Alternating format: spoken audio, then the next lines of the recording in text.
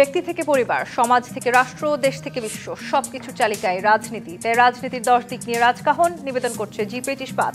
সাথে আছি আমি তাসনুভা তন্নি। চলতি সপ্তাহ শেষ হওয়ার আগেই ত্রয়োদশ জাতীয় সংসদ নির্বাচনের তফসিল ঘোষণার কথা রয়েছে নির্বাচন কমিশনের। আর এরপরেই পুরোদমে ভোটের প্রচারে ঝাঁপিয়ে পড়বে রাজনৈতিক দলগুলো। কাজেই ভোটের মাঠে নামার আগে তাই তারা জোটের সমীকরণ চূড়ান্ত করতে ব্যস্ত হয়ে পড়েছেন, যার ধারাবাহিকতায় গতকাল জুলাই অভ্যুত্থানের অঙ্গীকার রক্ষা ও নতুন রাজনৈতিক বন্দোবস্ত বিনির্মাণে এনসিপি সহ ছোট আরও দুটি দল মিলে গণতান্ত্রিক সংস্কার জোট নামে নতুন জোটের ঘোষণা দিয়েছে। একদিন না যেতেই আজ সোমবার আবার জিএম কাদের নেতৃত্বাধীন জাতীয় পার্টি থেকে বেরিয়ে যাওয়া দুটি অংশ মিলে মোট 20 দল মিলে জাতীয় গণতান্ত্রিক ফ্রন্ট নামে নতুন জোট গঠন করেছে। বামপন্থী কয়েকটি দলও নিজেদের অবস্থান সুসংহত করতে গণতান্ত্রিক যুক্ত ফ্রন্ট নামে নতুন জোট গঠনের ঘোষণা দিয়েছে।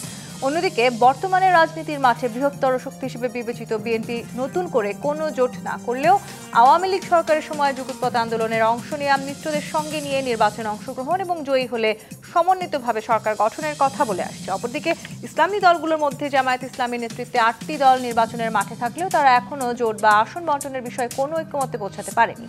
জোট গঠনের এই প্রতিযোগিতা নিয়ে প্রশ্ন তুলে সংশ্লিষ্টরা বলছেন, এখন পর্যন্ত দলগুলোর মধ্যে সমঝোতা নয়, বরং মতানৈক্যের বিস্তারই বেশি দৃশ্যমান, যা রাজনৈতিক অঙ্গনের সামগ্রিক স্থিতি ও ভবিষ্যৎ কৌশলকে অনিশ্চয়তার মধ্যে ঠেলে দিচ্ছে। বিশ্লেষকদের এই শঙ্কা কতটা যৌক্তিক, এসব নিয়ে আজকের রাজকাহনের আলোচনায় স্টুডিওতে আছেন বিএনপির প্রশিক্ষণ বিষয়ক সম্পাদক এবিএম মোশাররফ হোসেন, আছেন জাতীয় পার্টির প্রেসিডিয়াম সদস্য প্রকৌশলী ইকবাল হোসেন তাপস এবং আছেন সিপিবির কেন্দ্রীয় কমিটির সদস্য ডাক্তার সাজিদুল হক রুবেল। স্বাগত জানাচ্ছি আজকে রাজকাহন। একটা সাজিদুল হক, আপনাকে দিয়ে শুরু করি। জোট বাংলাদেশের ইতিহাসে কিংবা রাজনৈতিক ইতিহাসে একেবারেই নতুন কিছু নয়। দীর্ঘ ইতিহাস আসলে আমাদেরকে দেখিয়েছে জোট করে হয়তো অনেক রাজনৈতিক দলই জয়ী হয়েছেন। এবারে নির্বাচনে হয়তো সেটির বিপরীতে যাচ্ছে না, কিন্তু এবারের জোট নিয়ে নানান সমীকরণ আছে। বিশেষ করে সবচেয়ে বেশি যেটি আলোচনা হচ্ছে, আজকেও আপনি দেখেছেন যে প্রায় 20টি দল মিলে জাতীয় গণতান্ত্রিক ফ্রন্ট নামে নতুন একটি জোট গঠন করা হয়েছে। এদের মধ্যে বেশিরভাগই আসলে একসময় আওয়ামী লীগের সাথে ছিল, আওয়ামী লীগের মিত্র দল হিসেবেই এরা পরিচিত ছিল। তার মানে কি, নতুন যে জোটগুলো আসছে তাদের মধ্যে দিয়ে আওয়ামী লীগকে পুনর্বাসন করার আরেকটা নতুন শঙ্কাও তার মানে তৈরি হয়ে যাচ্ছে। ধন্যবাদ। আপনার মাধ্যমে ডিপিসির সকল দর্শক যারা দেশে এবং দেশের বাইরে থেকে আজকের এই অনুষ্ঠান দেখছেন এবং স্টুডিওতে উপস্থিত আমার দুই সম্মানিত সহ আলোচক, সবাইকে শুভেচ্ছা এবং সালাম। আসলে জোট প্র্যাকটিসের ইতিহাস বাংলাদেশের অনেক পুরনো এবং এটি রণকৌশল হিসাবে রাজনৈতিক দলগুলো করে আসছে।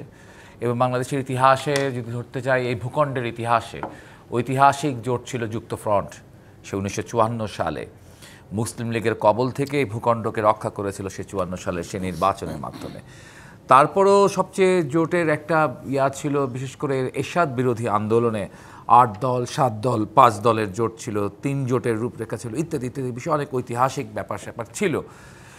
আর এখন আবার নতুনভাবে আমরা নানান জোটে সংগঠিত হচ্ছি। তবে এই জায়গায় আপনি যে আলোচনা উত্থাপন করলেন, প্রশ্ন ছুড়ে দিলেন, তার মধ্যে দুই রকম প্রশ্ন আছে। একটা প্রশ্ন হচ্ছে, এই যে এত জোট গঠিত হচ্ছে, এতে কি আমাদের রাজনৈতিক সমীকরণ আরও জটিল হবে কিনা, রাজনৈতিক পরিস্থিতি আরও হবে কিনা? আমি আবার এটা মনে করি না। ভিন্ন মত থাকাটাই হচ্ছে গণতন্ত্রের সৌন্দর্য। সবাই এক কথা বলবো, সবাই এক জোটে থাকবো, তো সবাই তো এক দল হয়ে যাবে, তাহলে আর বহুদলীয় গণতন্ত্রের বিষয়টি কেন আর দেখা দেখি ব্যাপার। অবশ্যই এখানে আদর্শিক ভিন্নতা আছে, আদর্শিক ভিন্নতা থেকে আদর্শিক জোটের বিভিন্ন জোট তৈরি হতে পারে। কিন্তু ডক্টর সাজিদুল হক রুবেল, এর আগেও তো আমরা দেখেছি অনেক রকমের জোট গঠন করা হয়েছে, কিংবা গত নির্বাচনের দিকেও যদি আমরা তাকাই, আমরা বিএনপির বেশ হেভিওয়েট প্রার্থীকেও দেখেছি বিএনপি থেকে বেরিয়ে গিয়ে আওয়ামী লীগে যোগ দিয়েছেন বা নতুন জোটও করেছেন, তারা শেষ পর্যন্ত কিংস পার্টি হয়ে থেকেছে। সেই সম্ভাবনাও তো তাহলে বাড়ছে কিনা? না, এটার আমি সেই দিকে যাব না। তবে এখানে কতগুলো বিষয় আছে বা কতগুলো প্রবণতার জায়গা আছে। সেই প্রবণতার জায়গাটা যদি দেখেন আপনি, জোট তো তৈরি হবে একটা আদর্শিক ভিত্তিতে আর কি, একটা আদর্শিক ভিত্তিতে। কিন্তু জোট এখানে তৈরি হচ্ছে নানান রকম বার্গেনিংয়ের ব্যাপার নিয়েও জোট তৈরি হয় আর কি, যে আমাকে বেশি আসন দেওয়া হলো না, তাইলে আমি আপনার সাথে জোটভুক্ত হলাম না, আমি আপনাকে একটু চ্যালেঞ্জ করলাম, আমি একটা আলাদা জোট করলাম। তো এরকম আদর্শিক বাদে কৌশলগত জোটের ব্যাপার আছে। কিন্তু এখন সংখ্যার ব্যাপার। তো আমরা দেখেছি এক সময় যে আওয়ামী লীগের ক্ষেত্রে বা বিভিন্ন সময়ের ক্ষেত্রে যে অনেক জোট তৈরি হয়, অনেক সংখ্যা তৈরি হয় এবং সেই সংখ্যাগুলো সংখ্যা মাত্রই সাইনবোর্ড সর্বস্ব কিংবা একটা নেতা সর্বস্ব, মানে ওয়ান ম্যান পার্টি, এরকম অনেক পার্টি তৈরি হয় এবং সেই জোটগুলো আসলে সেই নাম্বারটা কোনো ভ্যালু অ্যাড করে না। যেমন ধরেন একটা নতুন ফ্রন্ট তৈরি হয়েছে, তার সাথে 20টি দল রয়েছে, তো 20টি দল তো বিরাট ব্যাপার। হ্যাঁ, তো আবার হচ্ছে গিয়ে কারোর সাথে 8 দল আছে, 8 দলে কি হচ্ছে গিয়ে তাদের সংগঠন আছে নাকি এখানে 2-3টা দলের সংগঠন আছে, এরকম কতগুলো ব্যাপার থাকে। ফলে অনেক সময় এরকম হয় 1 + 0 + 0 + 0 + এবং 20টা 0 প্লাস হয়। তো 20টা 0+ কি ভ্যালু অ্যাড করতে পারে? কোনো ভ্যালু অ্যাড করতে পারে না রাজনীতির ক্ষেত্রে। তবে আরেকটি প্রশ্ন আছে আপনি করেছেন, পার্থক্য আছে, এমন রাজনৈতিক দলগুলো কিন্তু এক দলে হয়েছেন, জোটবদ্ধ হয়েছেন। হ্যাঁ, এরকম তো আছে যে তারা ইসলামিক দল নয়, তাও ইসলামিক দলের সাথে জোটভুক্ত হয়েছে। এটার মূল বিষয়টা হচ্ছে যে মানে ক্ষমতার বাটোয়ারার একটা বিষয় হয়, এখানে আদর্শিক কোনো ব্যাপার থাকে না। তবে আরেকটি প্রশ্ন আপনি ছুঁড়েছেন, সেটা একটু গুরুত্বপূর্ণ বিষয় এবং দেখার মতো বিষয়। সেটা হচ্ছে যে পতিত স্বৈরাচারের সাথে যে সমস্ত রাজনৈতিক দল বা রাজনৈতিক শক্তিগুলো ছিল, যারা এখন হচ্ছে সরাসরিভাবে রাজনীতি করতে হচ্ছে গিয়ে দ্বিধান্বিত, কনফিউজ বা ভীত সন্ত্রস্ত বা আইনগত জটিলতার মধ্যে পড়বে, তারা নানান নামে আবার ফিরে আসছে কিনা। তবে আমার সম্প্রতি একটি ঘটনা বলি, তাদের মতো একটি দল যেটা হচ্ছে ওই 2014 সালে নির্বাচন করেছে, 24 সালে নির্বাচন করেছে এবং নির্বাচন করার জন্য যার জন্ম হয়েছিল বাংলাদেশ কংগ্রেস। তো বাংলাদেশ কংগ্রেস তো দিব্যি বহাল তবিয়তে আছে এবং বাংলাদেশের রাজনীতিতে এখন একটা বিশাল বড় সে ক্লাইম্যাক্স তৈরি করে ফেলছে, একটা রিড করে ফেলছে। এবার রিডটা করেই নির্বাচনকে ইচ্ছা করলেই হচ্ছে গিয়ে নির্বাচনের ক্ষেত্রে একটা অচল অবস্থা বা নির্বাচনকে মানে বাতিলও করে দেওয়ার মতো একটা সম্ভাবনা তৈরি করে ফেলেছে। ফলে কখন যে কোন ছোট দল কার পারপাস সার্ভ করে, কখনো আওয়ামী লীগের পারপাস সার্ভ করতে পারে, আবার কখনো আবার এই ইন্টিরিমেরও পারপাস, এই যে সমস্ত ছোট ছোট জোটের মৃত্যুতে নানান রকম দল আছে তারাও সার্ভ করতে পারে। সেই জায়গাটিতে আমাদের নিঃসন্দেহে অনেক বেশি সচেতন থাকার প্রয়োজন এই মুহূর্তে আছে বলে তো নিশ্চয়ই আপনারা মনে করেন। প্রকৌশলী ইকবাল হোসেন তাপস, 3টি নির্বাচন অর্থাৎ বিগত 3টি নির্বাচন 2014, 18, 24, এই 3টা নির্বাচনের দিকে যদি তাকায় তাহলে জাতীয় পার্টিকে যে সবচেয়ে বেশি যে বিতর্কের মধ্যে যেতে হয়েছে সেটি হচ্ছে আওয়ামী লীগের দোসর, এবং জাতীয় পার্টি যেন সামনে নির্বাচন করার সুযোগ না পায় সেই আন্দোলন বা সেই চাহিদাটাও অনেকগুলো বেশ কিছু রাজনৈতিক দলের আছে। এবং এই ফ্যাসিবাদের দোসর বলার বিষয়ে আপনারা নিজেরাও একটা ব্যাখ্যা দিয়েছেন, এরপরেও আসলে আপনারা নির্বাচন নিয়ে প্রস্তুতির কথাও জানিয়েছেন। ইতিমধ্যে দুটি পক্ষ হয়ে গেছে আপনাদের জাতীয় পার্টি এবং দুটি পক্ষই বলছে তারা নির্বাচন করতে প্রস্তুত। আপনাদের আসলে ভবিষ্যৎটা কি, কোন দিকে যাচ্ছেন আপনারা? ধন্যবাদ আপনাকে, ধন্যবাদ আমার দুই সহ আলোচককে এবং ধন্যবাদ ডিবিসির দর্শক শ্রোতা যারা দেখছেন। জাতীয় পার্টি একটি নির্বাচনমুখী দল। জাতীয় পার্টি সবসময় নির্বাচন করে আসছে। জাতীয় পার্টি আওয়ামী লীগের দোসর হিসাবে আখ্যায়িত হচ্ছে এবং আওয়ামী লীগের সাথে নির্বাচন করেছে। জাতীয় পার্টির মধ্য থেকে একটি অংশ যারাও আওয়ামী লীগের সময় নির্বাচন করেছিল এবং মন্ত্রিসভায় ছিল, তারা জাতীয় পার্টির থেকে এখন বহিষ্কৃত এবং কেউ আছে স্বেচ্ছায় দেশ ছেড়ে আপনার দল ছেড়ে চলে গিয়েছেন এবং তারা কেউ কেউ নিজেদের দলও তারা করেছেন। এখন এই মুহূর্তে তারা একটি জোট গঠন করেছে। আজকে আমরা দেখলাম 20 দলীয় জোট, তার মধ্যে 2-4টা সংগঠনের হয়তো রেজিস্ট্রেশন থাকতে পারে আর বেশিরভাগ দলেরই আমার মনে হয় নিবন্ধন নেই, বাট সংখ্যায় তারা 20। ভোটের সংখ্যা কত সেটা জনগণ বলতে পারবে যখন ভোটে যাবে। জাতীয় পার্টি যদি নির্বাচনে যাওয়ার পরিস্থিতি হয় জাতীয় পার্টির জন্য এবং লেভেল প্লেয়িং ফিল্ড, যেটা আজকে দেখলাম জামায়াতও কিন্তু আজকে বলেছে যে লেভেল প্লেয়িং ফিল্ড এখনও তৈরি হয়নি। তো যদি লেভেল প্লেয়িং ফিল্ড তৈরি হয় তাহলে জাতীয় পার্টিকে যদি নির্বাচন করতে দেওয়া হয়। আপনারা যখন লেভেল প্লেইং ফিল্ডের কথা বলেন তখন আমার আসলে একটু জানতে ইচ্ছে করে 2024-এ কি আপনারা লেভেল প্লেইং ফিল্ড দেখেছিলেন? তখন আপনারা নির্বাচনে গেছেন, এখন এতগুলো রাজনৈতিক দল আছে, আপনারা লেভেল প্লেইং ফিল্ড দেখতে পাচ্ছেন? তখনও অনেকগুলো রাজনৈতিক দল নির্বাচনে গিয়েছিল, যদিও অনেকে যায়নি, এবং আমাদেরকে লেভেল প্লেইং ফিল্ড থাকবে এই বলেই নির্বাচনে নিয়েছিল।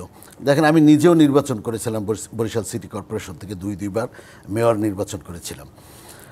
সেখানে লেভেল প্লেয়িং ফিল্ড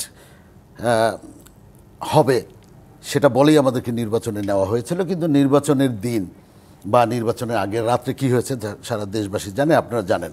সুতরাং বর্তমান যে ইসি এবং বর্তমান যে সরকার, তারা কতটা লেভেল প্লেয়িং ফিল্ড তৈরি করবে সেখানে তো সন্দেহ রয়েই গেছে। কারণ আমরা ইতিমধ্যেই দেখতে পাচ্ছি যে এই সরকার কিছুটা পক্ষপাতদুষ্ট এবং বিষয়টা এরকম ক্ষমতার একটু কাছাকাছি যাওয়ার এক ধরনের আভাস থাকলে জাতীয় পার্টি মনে করবে যে লেভেল প্লেইং ফিল্ড হয়েছে।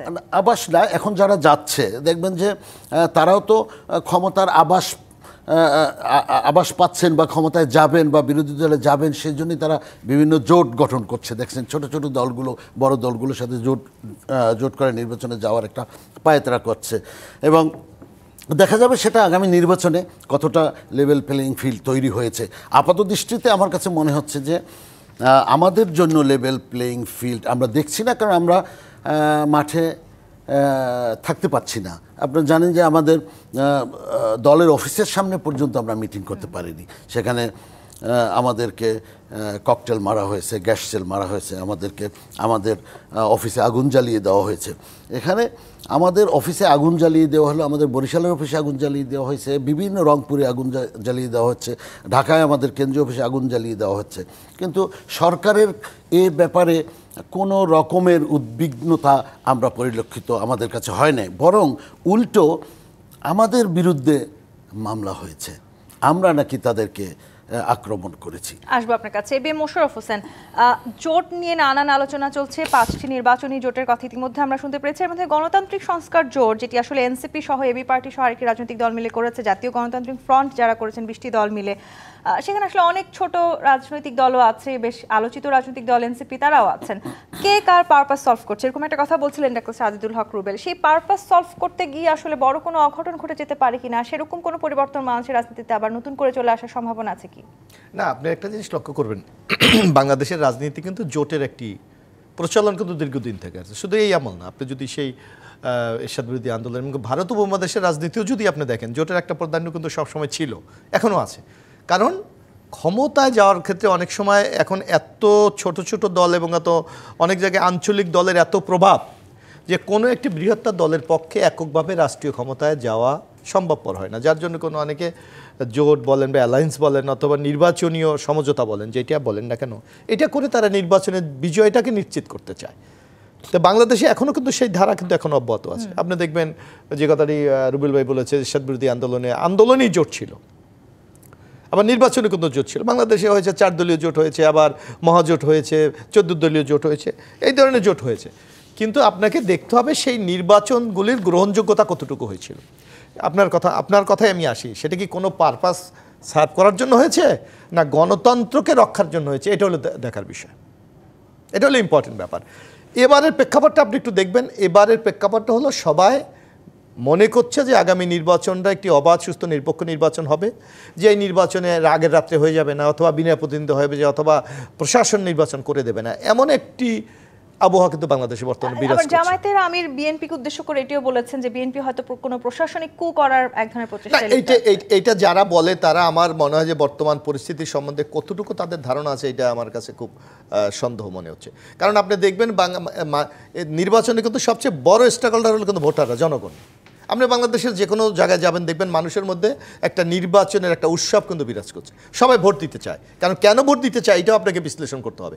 কারণ আওয়ামী লীগের 15টি বছর বাংলাদেশের অধিকাংশ লোক ভোট দিতে পারে নাই, এবার ভোট দেওয়ার একটা সুযোগ এসেছে। সুতরাং এই সুযোগটাকে বাংলাদেশের মানুষ কাজে লাগাতে চায়। সুতরাং কেউ যদি মনে করে ম্যানিপুলেট হবে, জোর করে কেউ ক্ষমতা বসিয়ে দেবে, এই চিন্তা করাবার লাভ নেই। যার কারণে নির্বাচন যে ভালো হবে এইটার জন্যই কিন্তু আপনার একটা অন্যতম একটা উদাহরণ হলো এই যে জোটগুলি, অর্থাৎ তার সমর্থনটা বাড়াবার চেষ্টা করছে, জনগণকে বোঝাতে চাচ্ছে যে আমরা অনেকগুলি দল একসাথে, আমাদের পক্ষে আপনারা সমর্থন ব্যক্ত করেন।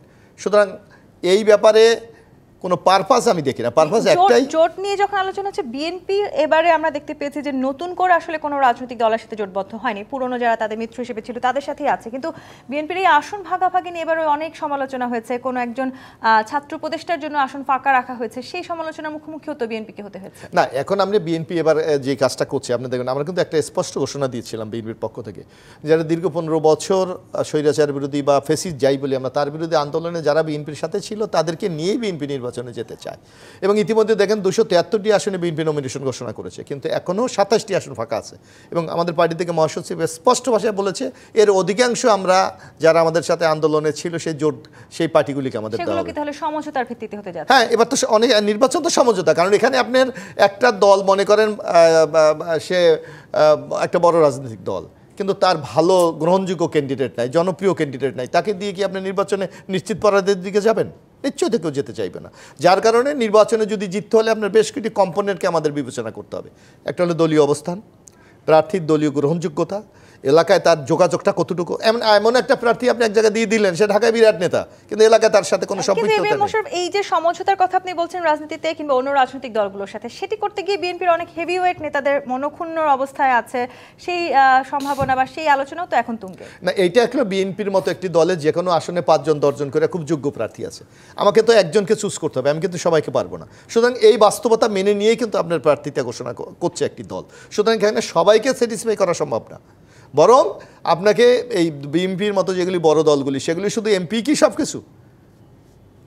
এখানে দলের পোস্ট আছে, তাকে আর যদি রাষ্ট্র ক্ষমতায় যদি যাওয়ার মতো সেই সুযোগ বিএনপি পায়, অনেকভাবে মূল্যায়ন করার সুযোগ আছে। সুতরাং আমি মনে করি না এই যে নমিনেশন নিয়ে দলের মধ্যে খুব একটা অসন্তোষ আছে বা হবে, এটা চিন্তা করার কোনো কারণ। জোটবদ্ধ তো আসলে সাধারণত রাজনৈতিক দলগুলো হয় যাতে করে তারা এগিয়ে যেতে পারে, নির্বাচনে জয়লাভ করতে পারে। এরপরে আবার আমরা দেখি যে জোটবদ্ধ হয়েছিল যে রাজনৈতিক দলগুলো, তাদের মধ্যেই এক ধরনের বিরোধ তৈরি হয়, তিক্ততা তীব্র হয়। বিএনপি এবং জামাতের বর্তমান অবস্থা কিন্তু সেটির একটি বড় উদাহরণ। এই তিক্ততা এবং এই তীব্র আরো হচ্ছে কেন, এই জায়গাটাতে আমি আসবো, একটা বিরতি নিয়ে ফিরতে চাই। দর্শক, জি25 পাথমিত রাজকাহন থেকে বিরতি নিয়ে ফিরছি, সাথেই থাকুন। জি25 পাথমিত রাজকাহন দেখছেন। ডক্টর সাজিদুল হক রুবেল, বিএনপি এবং জামাত একসময় মিত্র ছিল, আবার এই জামাত একসময় আওয়ামী লীগের সাথেও মিত্র ছিল এবং তারা একসাথে জোট হয়ে নির্বাচনও করেছে। প্রয়োজনের সময় আবার আমরা দেখেছি সেই জোটগুলো নানান সময় ভেঙেও গিয়েছে। এই মুহূর্তে বিএনপি এবং জামায়াত যেভাবে বিরোধিতা করছে একে অপরের, সেই জোট আসলে ভেঙে গিয়েছে এবং এখন তিক্ততাও তীব্রতর হচ্ছে, নাকি আসলে শুধুই কথার যুদ্ধ এবং শুধুই নির্বাচনী কৌশলই সবকিছু? ধন্যবাদ। বিএনপি এবং জামাতের যে জোট, সে জোটটাই তো আমার মতে আজকের এই সময় থেকে দাঁড়িয়ে যদি দেখি তাহলে তো দেখতে হবে তো এটা তো দুজনার দুটি পথ ছিল, দুজনার দুই ধরনের মতাদর্শিক জায়গা। একজনের হচ্ছে একটা আধুনিক জাতীয়তাবাদী মতাদর্শিক জায়গা, আরেকজনের একটা হচ্ছে ধর্মকে ব্যবহার করে একটা রাজনৈতিক জায়গা। এই দুজনার যে জোট ছিলই, এইটাই হচ্ছে গিয়ে এক ধরনের বাংলাদেশের রাজনীতির ক্ষেত্রে বিশেষ করে জামাতের জন্য ছিল খুবই লাভজনক, আর বিএনপির জন্য কি ছিল লাভজনক না ক্ষতিকর সেটা দেখা গেছে এই যে বিভিন্ন ডাকসু, চাকসু, রাকসু নানান নির্বাচন হয়েছে।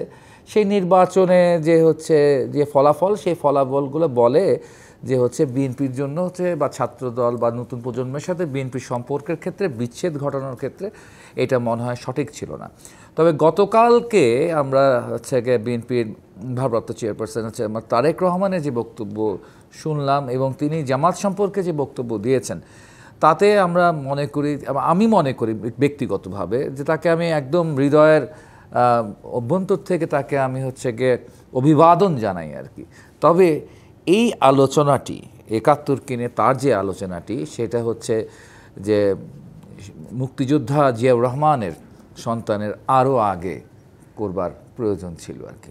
অনেক দেরি হয়ে গেছে, যাক দেরি হোক, তারপর তো করেছেন, এই জন্য হচ্ছে অভিবাদন জানাই, অভিনন্দন জানাই। এখানে একটি বিষয় রয়েছে এবং একসময় তো তাপস ভাইরাও এই জোটেই ছিল। এই জোটটা তো তৈরি হয়েছিল সেই 2003-04 সালে, তখন হচ্ছে গিয়ে জাতীয় পার্টিও ছিল, 4 দলীয় জোট ছিল। জাতীয় পার্টি, জামাত ইসলাম এবং হচ্ছে ইসলামী ঐক্য জোটকে নিয়েই বিএনপি জোটটা যাত্রা শুরু করেছিল। তৎকালীন হচ্ছে জাতীয় ঐক্যমতের সরকারের জি বিরুদ্ধে আর আবার কি। এখন তাদের মধ্যেই আমরা দেখছি তিক্ততা তীব্র হচ্ছে নাকি এটা আসলে শুধুই কথার যুদ্ধ না, এবং আমি শুধুই মনে রাজনৈতিক করি না কৌশল? বর্তমানে যে হচ্ছে বিষয়গুলো হচ্ছে সেটা শুধুমাত্র কথার যুদ্ধ নয়, ঠিক আছে, এটা কথার যুদ্ধ নয়, এখানে মতাদর্শিক বিষয় রয়েছে গুরুত্বপূর্ণ জায়গায়, আর এবং ক্ষমতার যে লড়াই, জামাত ইসলাম হচ্ছে গিয়ে সবাইকে ডিঙিয়ে একটা বিশেষ প্রক্রিয়ার ভিতর দিয়ে এখন হচ্ছে গিয়ে ধীরে ধীরে রাষ্ট্র ক্ষমতার দিকে অগ্রসর হওয়ার চেষ্টা করছে, এবং সেক্ষেত্রে জামাতের সামনে একটি পথের কাঁটার হচ্ছে এই মুহূর্তে বিএনপি। ফলে বিএনপিকে কিভাবে করে হচ্ছে গিয়ে মাইনাস করবার জন্য প্রয়োজনে আরও বিদেশি কোনো শক্তির সাথে আপোষ জামাত ইসলাম করতে পারে, ইন্টারিম গভর্নমেন্টের সাথে তার যে হচ্ছে খায় খাতির তা তো খুব গভীর। তার মানে দেখবেন বিএনপি যে- নানা প্রশ্নে, ইন্টারিম গভর্নমেন্টের বন্দরের প্রশ্নে হচ্ছে বিএনপি এবং কমিউনিস্ট পার্টি বামপন্থী দলগুলো বিরোধিতা করছে, জি, জামাতের এই জায়গায় নিঃশর্তভাবে ইন্টারিম গভর্নমেন্টকে সমর্থন করে যেই দিচ্ছে। যেই জোট আসলে সুস্থ ধারা রাজনীতির জন্য ছিল সেটি আসলে এক ধরনের বিপরীতমুখী অবস্থান করছেন কিনা A B M Mosharraf Hossain, জামাত এবং বিএনপির এই দূরত্ব বা এই তিক্ততা সবাই আসলে এই মুহূর্তে দেখতে পাচ্ছেন এবং সেটি নিয়ে অনেকে আলোচনাও করছেন। ঢাকা বিশ্ববিদ্যালয়ের ছাত্র শিবিরের সাবেক সভাপতি ডক্টর মির্জা গালিব তিনি বলেছেন যে স্ট্র্যাটেজি যে আওয়ামী লীগ জামায়াতকে শেষ করতে পারে নাই, বিএনপি এখন অল আউট সেই ফেইল্ড স্ট্র্যাটেজিকেই নিজেদের সবচেয়ে বড় অস্ত্র ভাবতেছে, তাই কি? না, এটা ঠিক না। জামাতের সাথে আমাদের কি ছিল? নির্বাচনী সমঝোতা, ইলেকট্রাল অ্যালায়েন্স ছিল আমাদের সাথে, আদর্শগত তো কখনোই ছিল না। যে কথা রুবেল ভাই চমৎকারভাবে বলেছে যে আমরা একটা মুক্তিযোদ্ধার দল, আমাদের দলটাকে তৈরি হয়েছে একজন বীর মুক্তিযোদ্ধা যিনি স্বাধীনতার ঘোষণা দিয়েছেন শহীদ রাষ্ট্রপতি জিয়াউর রহমান। এটা কিন্তু জামাতের যে আইডিওলজি তার সম্পূর্ণ বিপরীত। কিন্তু আপনি দেখবেন যখন একটা দানব কোথাও থাকে, সেই দানবকে তখন তাড়ানোর জন্য, বিতাড়িত করার জন্য কিন্তু অনেক শত্রুর সাথেও কিন্তু হাত মিলাতে হয়। আজকে বাংলাদেশের রাজনীতি কিন্তু সেটাই ঘটেছে। আওয়ামী লীগ রাজনীতিতে এমন একটা দৈত্য হিসাবে আবির্ভূত হয়েছে যে আপনি গণতন্ত্র বলেন, মানবাধিকার বলেন, রাজনীতির যে শিষ্টাচার কালচার সব কিছুকে বিসর্জন দিয়ে তারা ক্ষমতাকে আঁকড়ে থাকার জন্য যা দরকার তা করেছে। সুতরাং ওই দৈত্যটাকে সরানোর জন্য আমরা অনেকের সাথে অ্যালায়েন্স করেছি। এখন আমরা করি বাংলাদেশ আগামী দিনে একটি অনুকূল পরিবেশ বিরাজ করছে, এই অবস্থায় নির্বাচন এখন এই অ্যালায়েন্সগুলি আমাদের এখন আর কোনো প্রয়োজন নাই। আমরা মনে করি যে গণতন্ত্রকে এখন সঠিক পথে পরিচিত করতে হলে এই গণতান্ত্রিক শক্তিগুলির ঐক্য দরকার, জাতীয়তাবাদ যখন আসলে শক্তির যাদেরকে ঐক্য দরকার। প্রয়োজন রাজনৈতিক দলগুলো তখন সেই না, না, অন্য আপনাকে- রাজনৈতিক দলগুলোকে ব্যবহার করছে, জোটবদ্ধ করছে। তা না, আপনাকে দেখতে হবে যে একটা মানে যে রাষ্ট্রীয় শক্তির দানবটার শক্তিটা কতটুকু। আপনাকে তাকে মোকাবেলা করতে হয়তো অনেক সময় আপনার দেখা যাচ্ছে অনেক শক্তিকে সাথে নিতে হয়, যেগুলি হয়তো তার নিজের আইডিওলজির সাথে, ব্যক্তির সাথে অথবা তার চলার সাথে মেলে না, কিন্তু অনেক সময় নিতে হয়। কিন্তু কিন্তু এই কথার কিন্তু এটা সাময়িক। বাকযুদ্ধকে যে স্ট্র্যাটেজি বিএনপি মনে করছে সেই স্ট্র্যাটেজিকে আসলে বিএনপিকেও ফেল করাবে কিনা সেটা না, করবে না, এটা করবে না। কারণ জাতীয়তা বিএনপিকে তো আওয়ামী লীগ নিঃশেষ করে দিতে চেয়েছিল। আপনি দেখেছেন যে আমাদের নেত্রী বেগম খালেদা জিয়াকে জেল দিয়েছে, আমাদের নেতা তারেক রহমান বাইরে ছিল। আমরা এমন কোনো নেতা নাই যার নামে মামলা নাই, জেল খাটি নাই, কিন্তু বিএনপিকে কি নিঃশেষ করে দিতে পেরেছে? পারে নাই। সুতরাং এগুলি একটি দল টিকে থাকে তার আইডিওলজির উপর, তার কর্মসূচির উপর, যে জনগণ কতটুকু তাকে অ্যাকসেপ্ট করে। আমার মনে হয় বাংলাদেশ যতদিন থাকবে, বাংলাদেশের জাতীয়তাবাদ এবং বহুদলীয় গণতন্ত্র এই দুটি কম্পোনেন্টকে পরাজিত করার কোনো শক্তি বাংলাদেশে নেই। কিন্তু A B M Mosharraf Hossain, Awami League আমলে আসলে বিএনপি জামায়াতের সাথে আওয়ামী লীগ এবং বিএনপি জামায়াতের যে দা কুমড়া সম্পর্ক ছিল সেই সম্পর্কটা কি তাহলে এখন ধীরে ধীরে আবার আমরা বিএনপি এবং জামায়াতের মধ্যে দেখতে পাচ্ছি? না, এটা আমাদের সাথে তো আজকে নির্বাচন, তাদের সাথে আমাদের আন্দোলন হয়েছে হাসিনাকে উৎখাতের জন্য। হাসিনা নাই, সুতরাং অ্যালায়েন্স ভেঙে গেছে। এখানে তো আপনার অন্য কোনো হিসাব নিকাশের কোনো সুযোগ এখানে নেই। যে শেখ হাসিনা আওয়ামী লীগের মতো একটা দৈত্যকে সরানোর জন্য অনেক শক্তি তো বাংলাদেশে এখানে এসেছে। তো সুতরাং আজকে সেই দৈত্য নাই, যার কারণে এখন আমাদের মূল কাজটা হলো বাংলাদেশের গণতান্ত্রিক যাত্রাটাকে এগিয়ে নিয়ে যাওয়া। যে এই শেখ হাসিনাকে সরানোর জন্য এই রাজনৈতিক কৌশলগুলো খাটাতে হয়েছে, অর্থাৎ যে দল জোটগুলো করতে হয়েছে। প্রকৌশলী ইকবাল হোসেন তাপস, জাতীয় পার্টি কিন্তু সেই শেখ হাসিনার সাথে কাজ করেছে দীর্ঘদিন, এবং এই মুহূর্তে যদি জাতীয় পার্টির অবস্থানের কথা আমি বলি, আপনাদের মধ্যে সবচাইতে বড় সংকট হয়তো নেতৃত্ব এবং প্রতীক নিয়ে। এমনকি লাঙ্গল নিয়ে ইতিমধ্যে আপনাদের দুটো ভাগের মধ্যে এক ধরনের দাবি দেওয়া চলছে, পাল্টাপাল্টি আবেদনও বোধহয় পড়েছে। এই গভীর একটা সংকট তৈরি হয়েছে জাতীয় পার্টির, এই সংকট থেকে আপনারা বেরোবেন কি করে? দেখেন, তার আগে আমি একটু বলতে চাই জোট নিয়ে। জোট আসলে রাজনীতিতে সবশেষে ক্ষমতার লড়াই। সবাই প্রথমত জোটবদ্ধ লড়াই, মানে প্রতিপক্ষকে ধরাশায়ী করার জন্য সম্মিলিতভাবে একটা লড়াই। এরপরে যখন নির্বাচন এবং ক্ষমতার প্রশ্ন চলে আসে, তখন সবাই চিন্তা করে কে কিভাবে ক্ষমতায় যাবে, কে এমপি হবে, কে প্রাইম মিনিস্টার হবে।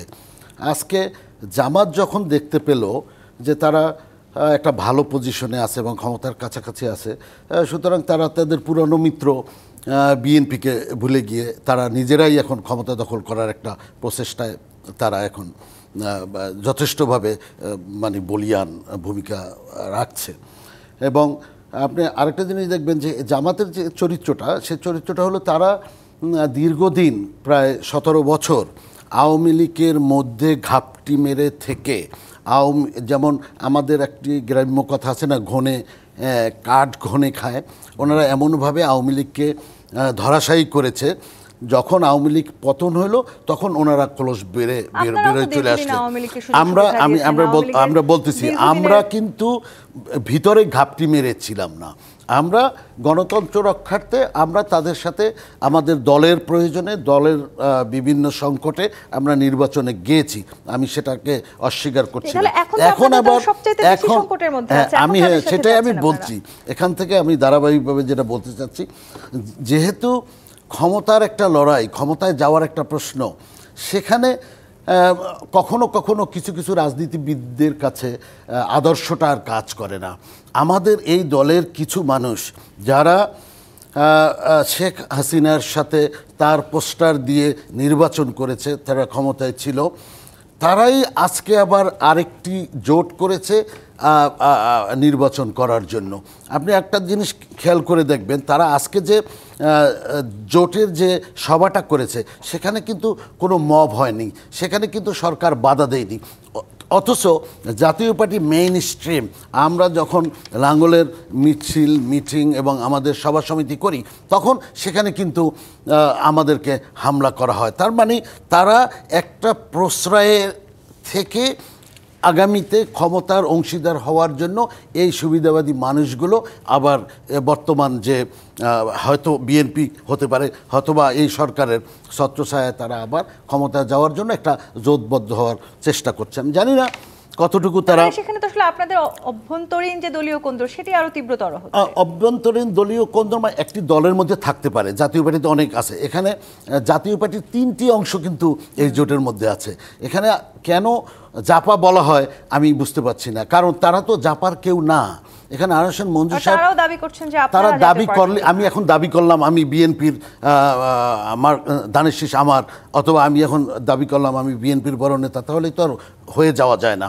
তারা দলে ছিল, তারা এখন বহিষ্কৃত, সুতরাং তারা তো জাতীয় পার্টির কেউ না। তারা কি চাইলে এখন লাঙ্গল নিয়ে নির্বাচন করতে পারবে? আবার যাদের কথা আমরা বলছি তো নতুন করে যারা জোটবদ্ধ হয়েছেন, জাতীয় পার্টির যে অংশ আনিসুল ইসলাম মাহমুদ কিংবা আসলে অন্য যারা ছিলেন আনোয়ার হোসেন মঞ্জু সহ, তারা একসময় কিন্তু আওয়ামী লীগের মন্ত্রিসভায়ও ছিলেন। তারা আসলে নতুন রাজনৈতিক দল করে সেই আওয়ামী লীগকে নিয়ে আসার জন্য পেছন থেকে কাজ করছেন কিনা সেই প্রশ্ন এখন অনেকেই তুলছেন। সেটি আসলে বাস্তবায়ন করা আবার এমনও তো হতে পারে, এই জায়গাটিতে আবার এমনও তো হতে পারে বিএনপির কোনো ক্ষতিও হয়ে যেতে পারে। সেই জায়গাটিতেই আমি আসতে চাই। দর্শক, জিপি তিশপাত নিবেদিত রাজকাহন থেকে আরেকটি বিরতি নিয়ে ফিরছি, সাথে থাকুন।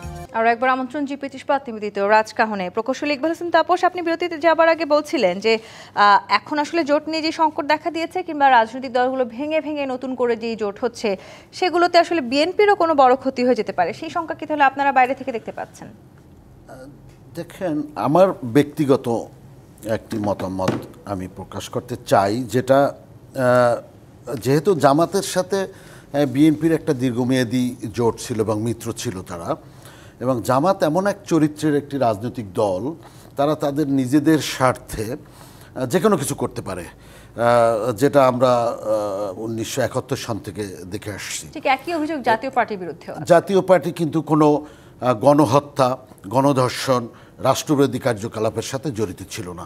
জাতীয় পার্টি রাজনীতি করেছে, জাতীয় পার্টি নির্বাচন করেছে, জাতীয় পার্টি নির্যাতিতও হয়েছে। আওয়ামী লীগ এবং আওয়ামী লীগের শাসনকালে জাতীয় পার্টিতে থেকে নির্যাতিত যারা হয়েছে তার মধ্যে অন্যতম একজন আমি দুইটা একটু আগেও বলেছি, আমি দুইটা নির্বাচনের মোশাররফ জানবে, আমাকে সেন্টারেই যেতে দেন আমাদের মানুষগুলোকে, তা আমরা নির্যাতিত। সেখানে তারা এই 17 বছর আওয়ামী লীগ টের পায় না, ক্ষমতার দম্ভে তারা টের পায়নি যে তাদের ভিতরে জামাত নামের তাদের সেই বাংলাদেশের শত্রু, গণশত্রু, তারা তাদের ভিতরে ঢুকে তাদের ক্ষতি করে ফেলছে। তাই আমার কাছে মনে হয় বিএনপির মধ্যেও জামাতের একটি অংশ ঘাপটি মেরে থাকলেও থাকতে পারে, সে ব্যাপারে বিএনপি নতুন রাজনৈতিক দলে যে দুজন জাতীয় পার্টি নেতা আছেন যারা আসলে আওয়ামী লীগের সময়ে মন্ত্রিসভায় যুক্ত ছিলেন, এক সময় বিএনপিও করেছেন, তারা কি করে তাহলে বিএনপিকে ক্ষতি করবেন, সেই সম্ভাবনা কেন দেখছেন? তাদের তো চরিত্রের বিশ্বাস নেই। তারা আওয়ামী লীগের সময় শেখ হাসিনার পা ছুঁয়ে সালাম করে নৌকার মার্কা নিয়ে, এবং তারা শেখ হাসিনার ছবি দিয়ে নির্বাচন করেছে। এখন আবার তাকে ফ্যাসিস্ট বলছে, আবার বিএনপির সাথে বা এই সরকারের ক্ষমতায় যাওয়ার জন্য আবার চেষ্টা করছে। তাহলে তাদের চরিত্রের যদি পুনরাবৃত্তি হয়, পুনরাবৃত্তি হলে কি হতে যাচ্ছে সামনে? সাজিদুল হক, এই ভাঙা গড়ার জোটের এই ভাঙা গড়ার যে লড়াই চলছে, সেই সময়টাতে এই বিশ্বাসটা কবে আসবে? বিশ্বাসটা তো খুব একটা প্রয়োজন নাই।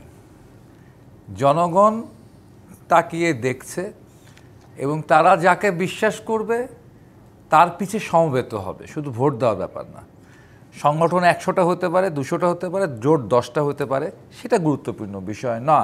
বিষয়ের জায়গাটা হচ্ছে যে জনগণেরকে বোকা বানানোর কোনো কিছুই নেই। জনগণ জানে কে আসল, কার মিত্র, কে কার শত্রু, সেটা জনগণের কাছে পরিষ্কার রয়েছে। কিন্তু বাংলাদেশের দুর্ভাগ্যের বিষয় হচ্ছে বাংলাদেশের রাজনীতিতে জনগণ ফোকাল পয়েন্টে থাকে না অন্য কিছু ফোকাল পয়েন্টে থাকে। যে জোট জনগণকে তার ফোকাল পয়েন্টে রাখতে পারবে, যে জোট জনগণের সমস্যা নিয়ে জনগণের জন্য রাজনীতি করবে, তারাই বাংলাদেশের রাজনীতি করবে আগামী দিনে। ফলে জনগণের বিশ্বাস তাদের উপরেই স্থাপিত হবে। বামদের করা যে 9 দলের জোট আছে, সেই জোটে আপনি নিজেও আছেন, সিপিবি আছে, সেই জোটটা আসলে তার মানে আমাদেরকে সুস্থধারার রাজনীতির বার্তা দিতে পারবে কিনা? অবশ্যই। আপনারা দেখবেন যে বিগত 54 বছরে যে শাসক শ্রেণীর বিভিন্ন রাজনৈতিক দল যে হচ্ছে রিপিটেডলি ব্যর্থ হয়েছে, কখনো জাতীয় পার্টি ক্ষমতা ছিল, কখনো বিএনপি, কখনো আওয়ামী লীগ ক্ষমতায় ছিল, কিন্তু তাদের এই ব্যর্থতার কারণে আজকে বাংলাদেশ এখানে এসে পৌঁছেছে। ফলে আওয়ামী লীগ এবং বিএনপি বলেন বা জামাত বলেন, তার বাইরে জনগণের জন্য আমরা একটি গণতান্ত্রিক যুক্ত ফ্রন্ট করেছি। এখানে শুধু বামপন্থীরা নয়, এখানে গণতান্ত্রিক দলগুলো, উদারপন্থী দলগুলো, প্রগতিশীল দলগুলো, সবার লিবারেল দলগুলো, সকলের জন্য এক জোট। এবং জোট এখানেই শেষ নয়।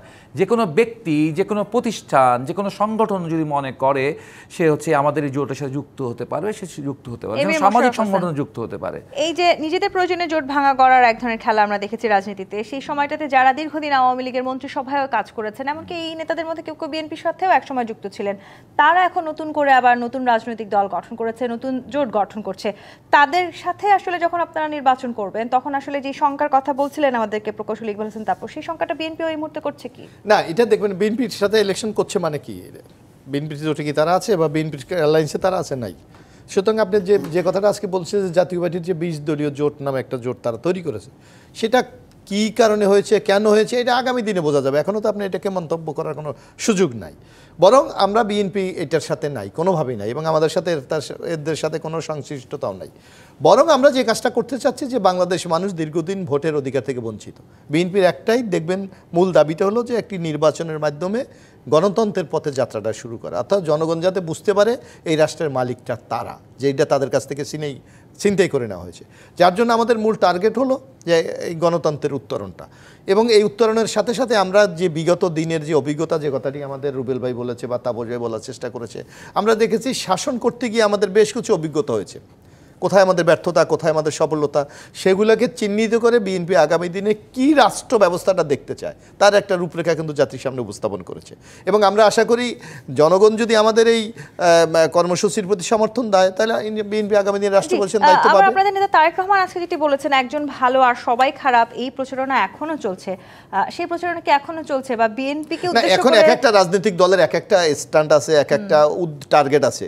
এখন আপনি কে কোন টার্গেট নিয়ে আগাচ্ছে সেটা হলো সেই দল ভালো করে বলতে পারে, কিন্তু আমাদের মূল টার্গেট হলো যে সামগ্রিক গণতন্ত্রের পথে আমাদের যাত্রা শুরু করা। অতীতের ব্যর্থতা থেকে বেরিয়ে এসে আমরা জনগণের যে একটা সরকার প্রতিষ্ঠা হয় সেই দিকে দেশকে এগিয়ে নিয়ে যাওয়া। সেটি কিন্তু আবার যখন জামায়াতের আমির দাবি করছেন যে ভোট এলে যারা তসবি নিয়ে ঘুরে তারাই ধর্ম ব্যবসায়ী, বিএনপিও কি তাহলে এখন সেই? না, বিএনপি কখনো তসবি নিয়ে ঘোরে না। এটা এই রেকর্ড আছে 1996 সালে আওয়ামী লীগের নেত্রী শেখ হাসিনা তখন তসবি মাথায় পট্টি বেঁধে সে ভোট চেয়েছিল, এই রেকর্ড বিএনপির কখনো নাই।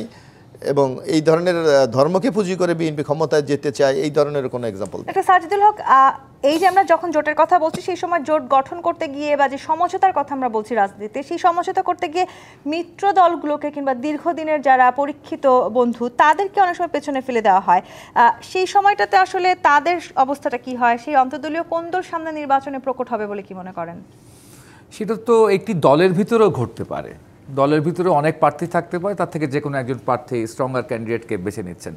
তো সেই ক্ষেত্রে হচ্ছে যে জোটগুলোর মধ্যে তো ভাঙন যেটা ঘটে সেটা হচ্ছে নির্বাচনের আগে ঘটে। আমরা 14 দলের ক্ষেত্রে দেখেছি, 14 দলের অনেক দল ছিল, বামপন্থীয় দলগুলো ছিল, যে দলগুলো পরবর্তী দেখেছি যে নির্বাচনের পর 2008 সালের নির্বাচনের পর তাদের পার্টিগুলোতে ভাঙন তৈরি হয়েছে। সেই ভাঙনটা কিন্তু 14 দল যখন গঠিত হয়েছে তখন তাদের পার্টিতে ভাঙন হয় নাই, তাদের কংগ্রেসে ভাঙন হয়নি, নির্বাচনের পরে ভাঙন হয়েছে।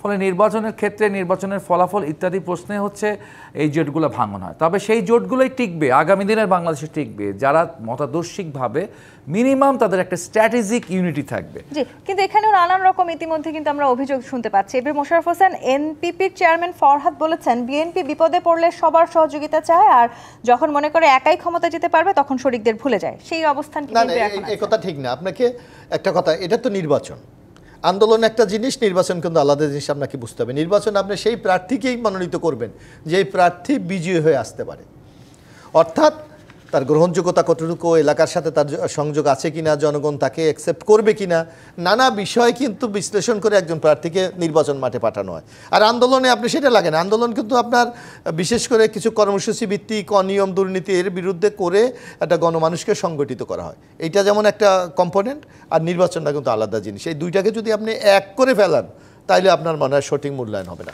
বরং নির্বাচন হলো আপনাকে জিততে হবে, তো জেতার জন্য যে প্রার্থী জিততে পারে, জনগণের আস্থা অর্জন করতে পারে, সেই প্রার্থীকে আপনার নমিনেশন দিতে হবে। অর্থাৎ এটি নিয়ে আসলে এই মুহূর্তে বিএনপি যে অভিযোগগুলো পাচ্ছে না, এগুলি বিএনপি নাকচ করছে। এটা নাকচ, অবশ্যই এটা বিএনপি নাকচ করছে। বিএনপি মনে করে যে গণতান্ত্রিক উত্তরণের জন্য যারা যোগ্য তাদেরকে নমিনেশন দেওয়া। প্রকৌশলী ইকবাল হোসেন তাপস, একদম ছোট করে একটা উত্তর চাই। জাতীয় পার্টির যে অংশগুলো জোট করেছে তারা নির্বাচন করবে সেটি তারা বেশ নিশ্চিত, এবং আপনারাও আসলে নির্বাচন করবেন বলে অনেকটাই আমরা নিশ্চিত খবর পেয়েছি। সেই ক্ষেত্রে আসলে আপনারা একা নির্বাচন করে জয়ী হবেন, সেই সম্ভাবনা কতখানি দেখছেন? দেখেন, নির্বাচনে জয় পরাজয় থাকবে। নির্বাচনে কেউ জোটবদ্ধ হয়ে জিততে চায়, কেউ একক শক্তিতে জিততে চায়। এখানে যে জোটের কথা আপনারা বলেছেন, এখানে কিন্তু আসলে আদর্শগত জোট কিন্তু একটিও না, এরা ক্ষমতায় যাওয়ার জন্য একটি জোট। সুতরাং যদি জাতীয় পার্টি নির্বাচনে যায় বা জাতীয় পার্টি সেরকমের কোনো অ্যালায়েন্সে ঢোকে, হয়তো ঢুকতেও পারে, আমি জানি না। বাট জাতীয় পার্টি যদি এককভাবে নির্বাচন করে জিততে চায় সেটা জানি না, সেটা জনগণ সিদ্ধান্ত নিবে যে জাতীয় পার্টিকে কতটুকু তারা গ্রহণ করে। ধন্যবাদ প্রকৌশলী ইকবাল হোসেন তাপস, এ.বি.এম. মোশাররফ হোসেন এবং ডাক্তার সাজিদুল হক রুবেল আজকে আমাদেরকে সময় দেওয়ার জন্য। দর্শক, আজকের মতো বিদায় নিচ্ছি জি25 নিবেদিত রাজকাহন থেকে। ফিরবো আগামী কাল রাত 10টায় নতুন রাজকাহন নিয়ে। ডিবিসির সঙ্গেই থাকুন।